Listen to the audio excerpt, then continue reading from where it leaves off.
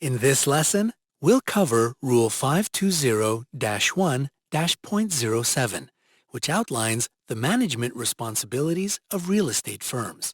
Let's start with the rules surrounding the name of a firm. A broker can't do business under a name that's different from the license issued. For example, if a broker wants to open a brokerage under a fictitious name, the brokerage license must be under that fictitious name. There are also responsibilities held by brokers and qualifying brokers. First, a real estate broker is responsible for the licensees affiliated with their brokerage. Consequently, the broker is responsible if any of their salespersons violate the real estate rules and regulations for Georgia. Similarly, the broker is expected to teach their licensees the provisions of the license law and to notify the Georgia Real Estate Commission of any related violations. Next, we turn to the rules surrounding the change of qualifying broker.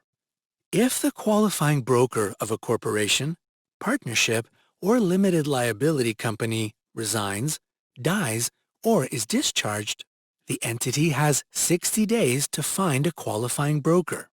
In case no qualifying broker is found, the brokerage must stop all real estate services.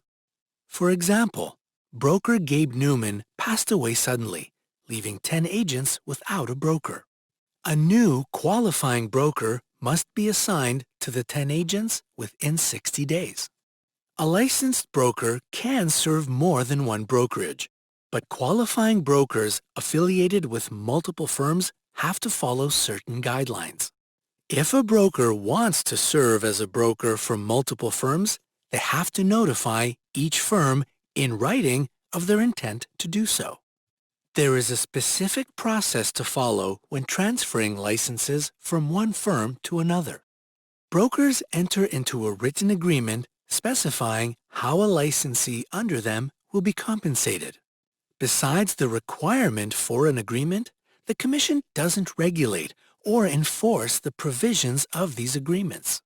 A dispute between licensees cannot serve as grounds for the broker refusing to release the licensee. The Commission also doesn't settle disputes between licensees. For example, Monica Vincent is a broker with licensee Dale Berner working under her. Dale finds a broker who will give him a higher commission cut and asks Monica to return his wall certificate to the Commission so that he can hang his license with the new broker. Monica threatens to keep his certificate and appeal to the Commission, but Dale reminds her that the Commission prohibits both actions. A broker must sign a release form upon request by a licensee. At the same time, the wall certificate of licensure is sent to the Commission. If the licensee wishes to deliver the wall certificate personally, it has to be done as quickly as possible. For example, salesperson Sandy tells her broker she plans to leave the brokerage and asks the broker to sign the release form. The broker does so right away, knowing it's required by the law. The broker gives the wall certificate to Sandy to pass on to her new broker. The departing licensee forfeits any pending listings and customers gained while under the broker. All keys and related contracts must be passed back to the broker, and the licensee has 1 month to transfer their license to the new broker. When a licensee terminates the relationship with their broker, the licensee cannot contact any of the broker's customers under a listing or a management agreement before the contract expires.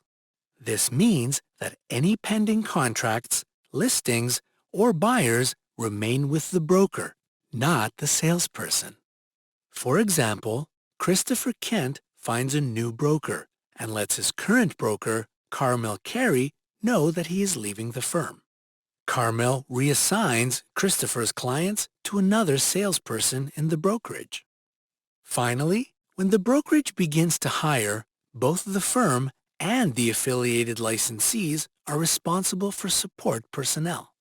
An example of support personnel would be an administrative assistant, which is common among brokers and salespersons who have many clients they are working with. Support personnel can't perform all activities of real estate. Instead, they can provide administrative duties that don't require discretion or the exercise of judgment. For example, Sally Mae works for broker Amy Davis and performs administrative duties. Sally should not write real estate contracts or show houses to clients since she isn't a licensed realtor. Understanding the rules that apply to your transfer or role are vital in order to avoid any pitfalls and getting called to appear before the commission. These rules provide protection for licensees who want to smoothly transition their license from one brokerage to another. They also govern the management of a broker's staff and affiliated licensees.